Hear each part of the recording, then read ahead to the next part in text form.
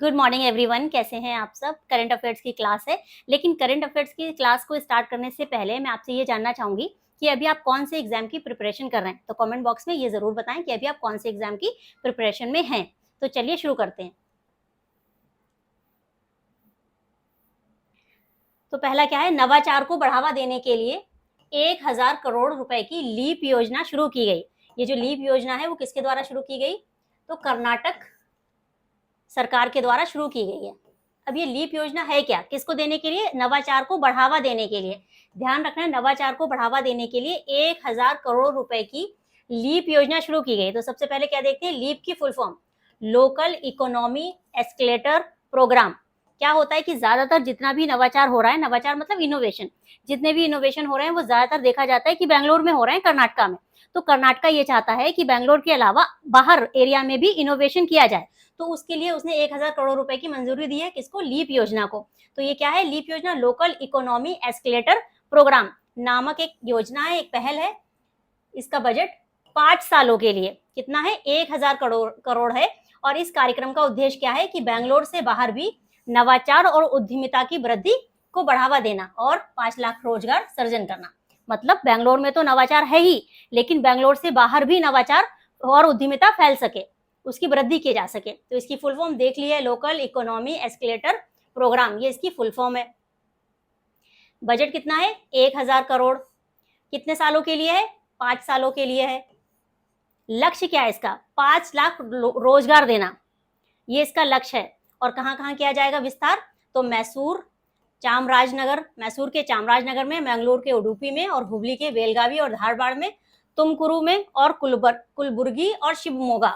ये ऐसी जगह हैं, ये ऐसे क्षेत्र हैं जहां पर इसका विस्तार किया जाएगा। तो ध्यान रखना है, कौन सी स्कीम है, लीप स्कीम है, local economy escalator programme, Karnataka ने शुरू की है। अब कर्नाटक के जो सीएम है वो कौन है, कर्नाटक के सीएम है सिद्धारमैया, और यहाँ के जो राज्यपाल हैं, जो गवर्नर हैं, वो कौन है, थावर चंद गहलोत। ये भी ध्यान रखना है। इसके अलावा यहाँ की जो विधानसभा सीटें हैं वो कितनी है, 224 हैं। और राज्यसभा, लोकसभा और राज्यसभा सीटें भी हैं, यहाँ पर कितनी है, लोकसभा 28 है और राज्यसभा सीटें कितनी है, 12 हैं। इसके अलावा यहाँ पर विधान परिषद भी है, ये भी ध्यान रखना है कि यहाँ पर विधान परिषद भी है। विधान परिषद में कितनी सीटें हैं ये आपको बताना है। जो विधान परिषद है यहाँ पर, वो विधान परिषद में कितनी सीटें हैं ये आपको बताना है कमेंट में। नेक्स्ट क्वेश्चन देख लेते हैं। नेक्स्ट है, भारतीय नौसेना ने एंड्रोथ को चालू करेगी। मतलब क्या है कि जो आईएनएस एंड्रोथ है उसको शामिल किया जाएगा भारतीय सेना में। ये दूसरा पनडुब्बी रोधी युद्धपोत होगा, मतलब स्वदेशी है ये, आत्मनिर्भर भारत की ओर ये दूसरा कदम है। पहला क्या था, ये दूसरा जहाज है। पहला जहाज कौन सा था, आईएनएस अर्नाला। आईएनएस अर्नाला के बाद अब आईएनएस एंड्रोथ शामिल किया जा रहा है भारतीय सेना में। तो जो आईएनएस अर्नाला शामिल किया गया था वो किया गया था 18 जून 2025 को। और ये कब किया जाएगा कमीशन, ये किया जाएगा 6 अक्टूबर 2025 को। तो चलिए देख लेते हैं। भारतीय नौसेना 6 अक्टूबर 2025 को विशाखापट्टनम स्थित नौसैनिक अड्डे पर आईएनएस एंड्रोथ को शामिल करने जा रही है। ये दूसरी anti submarine warfare shallow water craft है। मतलब पहला कौन सा था, आईएनएस अर्नाला, और ये कौन सा है, ये दूसरा है। क्या है, ये दूसरा anti submarine warfare shallow water craft है। और ये आत्मनिर्भर भारत की दिशा में एक महत्वपूर्ण स्वदेशी जहाज है। अब इसकी अध्यक्षता, इस अवसर पर समारोह की अध्यक्षता पूर्वी नौसेना कमान के प्रमुख कौन करेंगे, वाइस एडमिरल राजेश पेंडेरकर करेंगे। आईएनएस एंड्रोथ का शामिल होना कब होगा, 6 अक्टूबर 2025 को। कहाँ, विशाखापट्टनम में। ये 16 नियोजित, मतलब क्या है, 16 है प्लानिंग में। और ये कौन सा, ये दूसरा है। क्या है, anti submarine warfare shallow water craft में ये दूसरा पोत है। पहला पोत आपको बता दिया आईएनएस अर्नाला, और दूसरा क्या है, आईएनएस एंड्रोथ। अब इसका निर्माण किसने किया है, जीआरएसई कोलकाता में इसका निर्माण किया गया। 80% क्या है, स्वदेशी है। एंड्रोथ द्वीप के नाम पर इसका नाम रखा गया है, जो कि लक्षद्वीप में है। और पनडुब्बी रोधी युद्धपोत है, तटीय रक्षा, खोज व बचाव के अभियान में शामिल किया जाएगा। 18 जून को कौन सा किया गया था, आईएनएस अर्नाला किया गया था शामिल, और दूसरा 6 अक्टूबर 2025 को शामिल किया जाएगा। अब ये जहाज आईएनएस अर्नाला के साथ शुरू हुई थी, और क्या है, garden rich ship builder and engineers के द्वारा बनाए जा रहे हैं। ये जो जहाज की श्रृंखला चल रही है, जो 16 नियोजित हैं, जिसमें दूसरा ये कमीशन किया जाएगा, ये किसके द्वारा बनाए जा रहे हैं, तो ये garden rich ship builders and engineers, GRSE के द्वारा बनाए जा रहे हैं, ये ध्यान रखना है। इसकी फुल फॉर्म भी आ सकती है या फिर क्वेश्चन आपको किसी भी तरीके से देखने को मिल सकता है। मेन है कि आपको टॉपिक का जो डेप्थ है वो पता होनी चाहिए कि पहला कब आया, दूसरा कब आने वाला है और कितने नियोजित हैं, कितने आने वाले हैं। तो टोटल 16 आने वाले हैं। नेक्स्ट क्वेश्चन देख लेते हैं। नेक्स्ट है राष्ट्रीय कवि रामधारी सिंह दिनकर को उनकी जयंती पर श्रद्धांजलि। उनकी जयंती और उनको श्रद्धांजलि दी गई। उनकी जयंती कब होती है? 23 सितंबर को होती है। कब पैदा हुए थे वो? 1908 में पैदा हुए थे। निधन कब हुआ उनका? 24 अप्रैल 1974 को उनका निधन हुआ था। तो क्या रामधारी सिंह दिनकर एक प्रसिद्ध हिंदी कवि, लेखक और निबंधकार थे। उनकी जोशीली और देशभक्तिपूर्ण कविताओं के लिए राष्ट्र कवि कहा जाता है उनको।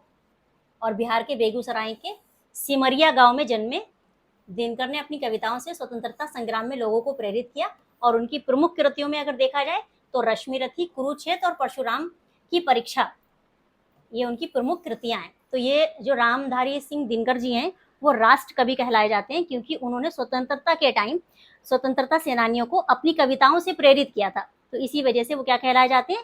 राष्ट्रीय हिंदी कवि कहलाए जाते हैं। तो राष्ट्रीय कवि रामधारी सिंह दिनकर। अब इन्हें कौन कौन से पुरस्कार मिले? तो 1959 में इन्हें क्या मिला था? पद्म भूषण मिला था साहित्य योगदान के लिए। ज्ञानपीठ इनको कब मिला? 1972 में। किसके लिए? उनकी एक कृति थी उर्वशी, उर्वशी के लिए उनको मिला। और क्या है? साहित्य अकादमी पुरस्कार भी उनको मिला। कब? 1959 में। किसके लिए? संस्कृति के 4 अध्याय, उनके एक रचना थी संस्कृति के 4 अध्याय, उसके लिए उनको क्या मिला? साहित्य अकादमी पुरस्कार 1959 में दिया गया। तो ध्यान रखना है, पद्म भूषण 1959 में मिला, ज्ञानपीठ 1972 में मिला और साहित्य अकादमी पुरस्कार 1959 में मिला। अब इनकी प्रमुख रचनाएं दी हैं, रश्मिरथी, कुरुक्षेत्र, उर्वशी, परशुराम की प्रतीक्षा, रेणुका और सामधेनु। नेक्स्ट देख लेते हैं।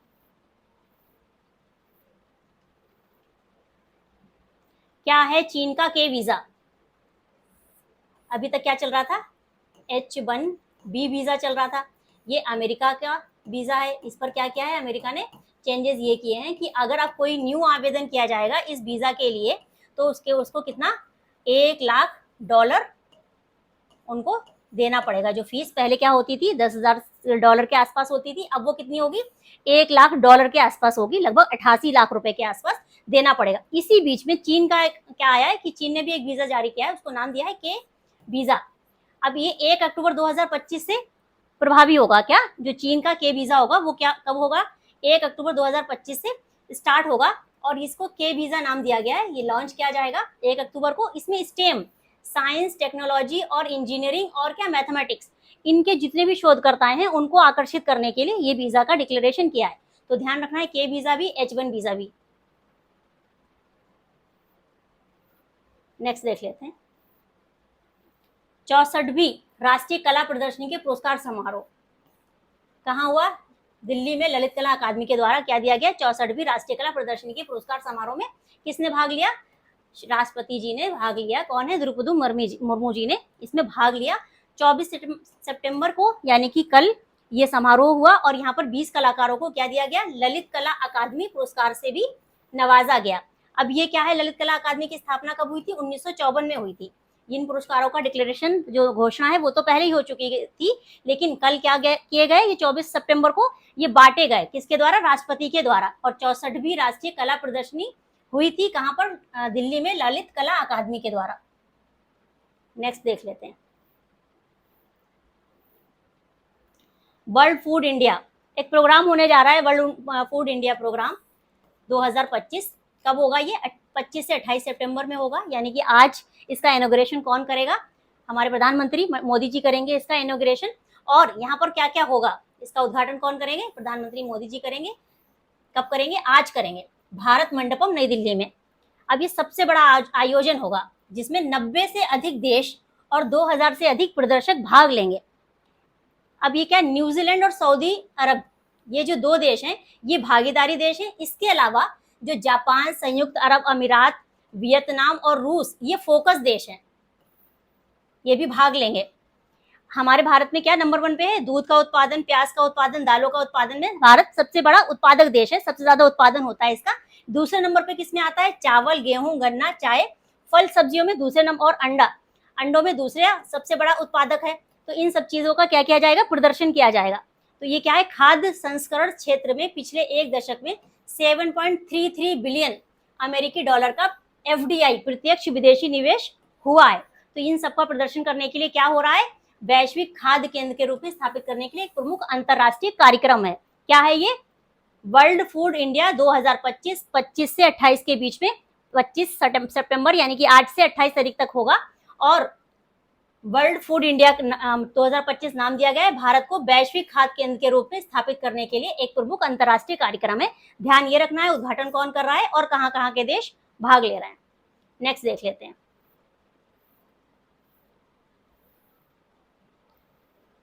ये डिमाइस से रिलेटेड है। प्रख्यात कन्नड़ लेखक विचारक श्री SL भैरप्पा का निधन हो गया।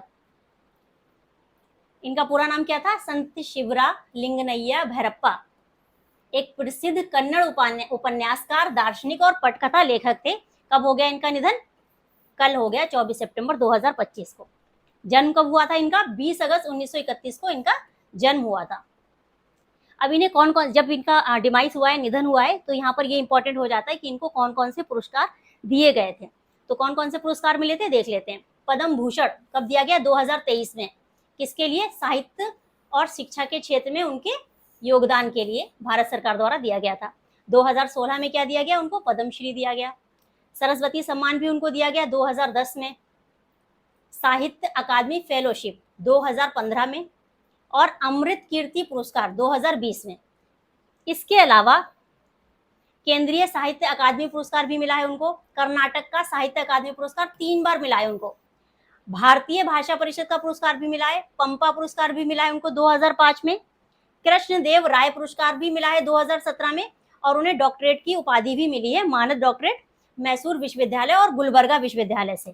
तो आपको यहाँ पर इंपॉर्टेंट जो है वो ये याद रखना है कि पद्मश्री, पद्म भूषण 2023, पद्मश्री 2016, सरस्वती 2010, साहित्य अकादमी फेलोशिप 2015 में और अमृत कीर्ति पुरस्कार 2020 में। इसके अलावा कर्नाटक का जो साहित्य अकादमी पुरस्कार है वो 3 बार मिला है।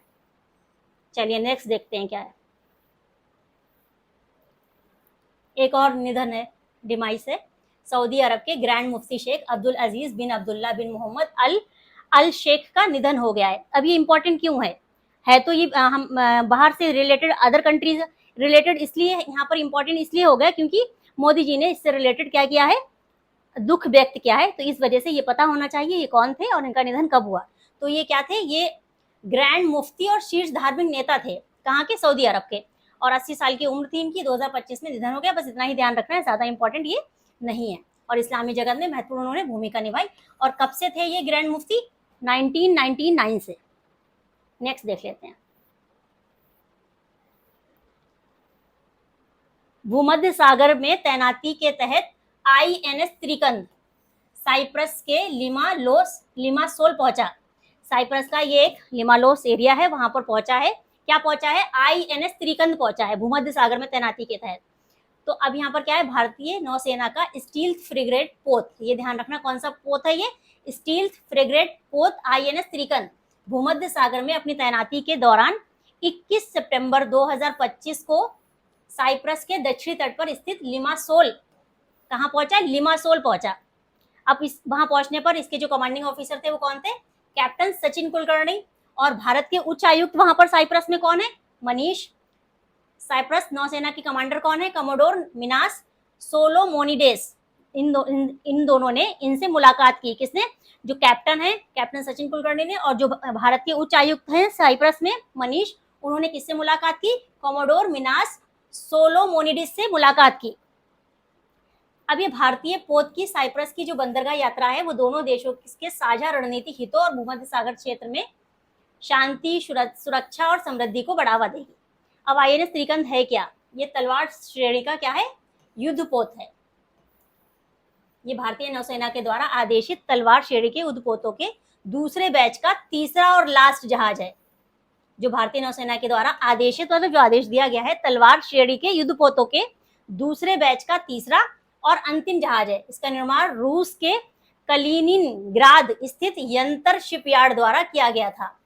किसके द्वारा किया गया था, रूस में स्थित क्या है, कलिनिनग्राद स्थित यंत्र शिपयार्ड द्वारा किया गया था और 29 जून 2013 को इसे कमीशन किया गया था, भारतीय सेना में शामिल किया गया था। नेक्स्ट क्वेश्चन देख लेते हैं। अंतरराष्ट्रीय पर्पल फेस्ट 2025 आयोजित किया गया, क्या नहीं गया, किया जाएगा। कब किया जाएगा? ये 9 अक्टूबर से 12 अक्टूबर 2025 में आयोजित किया जाएगा। दिव्यांगजनों को के प्रति मानसिकता और व्यवस्था को बदलने के लिए एक प्रयास है। इसको नाम क्या दिया गया? अंतरराष्ट्रीय पर्पल फेस्ट 2025। कब से कब तक होगा? 9 से 12 तक होगा और गोवा में होगा। विकलांग व्यक्तियों के अधिकारों और सशक्तिकरण को बढ़ावा देना, ये इसका मेन उद्देश्य है। तो इतना ही ध्यान रखना है कि पर्पल नाम अंतरराष्ट्रीय पर्पल फेस्ट 2025 कहाँ होगा? गोवा में होगा, 9 से 12 अक्टूबर के बीच में होगा। और इसका पर्पस क्या है? विकलांग व्यक्तियों के अधिकारों और सशक्तिकरण को बढ़ावा देना, ये इसका मेन पर्पस है। नेक्स्ट देख लेते हैं। ये इंपॉर्टेंट है, ध्यान रखिएगा। क्या है? स्पीड स्केटिंग विश्व चैंपियनशिप 2025 में भारत के ऐतिहासिक पदक, टोटल कितने पदक आए? 5 पदक आए। तो 3 स्वर्ण हैं, 2 कांस्य हैं, तो टोटल कितने हो गए? 5 हैं। ये 5 पदक जीते गए। इसी वजह से अब उनको क्या किया गया? डिस्ट्रीब्यूट किया गया। तो केंद्रीय युवा कार्यक्रम और खेल तथा श्रम रोजगार मंत्री कौन है? डॉक्टर मनसुख मांडविया ने 13 से 21 सितंबर तक चीन के बेईदाईहे में आयोजित 17वीं इनलाइन स्पीड स्केटिंग विश्व चैंपियनशिप 2025 में देश के जो भी पदक विजेता थे उनको क्या किया? सम्मानित किया। अब कौन विजेता थे? कितने पदक जीते पहले ये देख लीजिए। 5 जीते, 3 स्वर्ण है, 3 गोल्ड है और 2 क्या है? कांस्य है, ब्रोंज है 2। पहला किसने जीता? स्पीड स्केटिंग विश्व चैंपियनशिप में भारत का पहला, जो पहला होता है वो इंपॉर्टेंट होता है, ये ध्यान रखिएगा। तो पहला सीनियर पदक जीता है और जूनियर वर्ग में पहला स्वर्ण पदक है और विश्व चैंपियनशिप में भारत के लिए अब तक का सर्वोच्च पदक है। तो सबसे पहले कौन है? आनंद कुमार बेल कुमार। इन्होंने क्या जीता? इन्होंने 2 जीते, 2 स्वर्ण जीते इन्होंने और 1 क्या जीता? 1 कांस्य जीता, 1 ब्रोंज जीता। किसने? आनंद कुमार बेल कुमार ने सीनियर वर्ग में पदक जीतने वाले पहले भारतीय बनकर इतिहास रचा इन्होंने। उन्होंने 2 स्वर्ण, कौन कौन से? 1000 मीटर स्प्रिंट में और 42,195 मीटर मैराथन में, और 1 कांस्य जीता है 100 मीटर स्प्रिंट में। दूसरे कौन है? क्रिश शर्मा। इन्होंने क्या जीता है? भारत का पहला जूनियर स्वर्ण पदक जीता है। और अनीश राज, ये कौन है? इन्होंने कांस्य जीता है। तो क्या ध्यान रखना है? इन्होंने 2 गोल्ड जीते हैं और 1 ब्रॉन्ज जीता है। किसने? आनंद कुमार बेल कुमार ने। और इन्होंने 1 गोल्ड जीता है और इन्होंने 1 कांस्य जीता है। ठीक है, 3 और 2 5। नेक्स्ट देख लेते हैं। नेक्स्ट है गांधीनगर में स्टार्टअप कॉन्क्लेव 2025 का उद्घाटन किसने किया? तो किसने किया? गृह मंत्री अमित शाह ने किया। केंद्रीय गृह मंत्री अमित शाह ने गांधीनगर स्थित महात्मा मंदिर में बहुप्रतीक्षित स्टार्टअप कॉन्क्लेव 2025 का उद्घाटन किया, जो भारत के स्टार्टअप इकोसिस्टम को नई ऊर्जा देने वाला एक महत्वपूर्ण आयोजन है। गुजरात राज्य में शिक्षा विभाग द्वारा आयोजित इस 2 दिवसीय कॉन्क्लेव में देश भर से उद्यमियों, निवेशकों, मेंटर्स और नीति निर्माताओं की भागीदारी हो रही है। यह आयोजन क्या है? नवाचार को प्रोत्साहित करने, उद्यमिता को बढ़ावा देने और उच्च विकास क्षेत्रों में निवेश को गति देने के लिए केंद्र और गुजरात सरकार की साझा प्रतिबद्धता को दर्शाता है। ये ध्यान रखना है। किसने किया है? गृह मंत्री अमित शाह ने किया है। कहाँ किया है? गांधीनगर, गुजरात के गांधीनगर में किया है क्या? ये स्टार्टअप कॉन्क्लेव 2025 किसका संयुक्त है? ये गुजरात सरकार का और भारत सरकार का, दोनों केंद्र सरकार का, दोनों का संयुक्त साझा प्रोग्राम है। इसी के साथ आज की क्लास को यहीं पे क्लोज करते हैं। आने वाली क्लास के लिए बेल आइकन प्रेस कर लें, चैनल को सब्सक्राइब कर लें, जिससे कि आप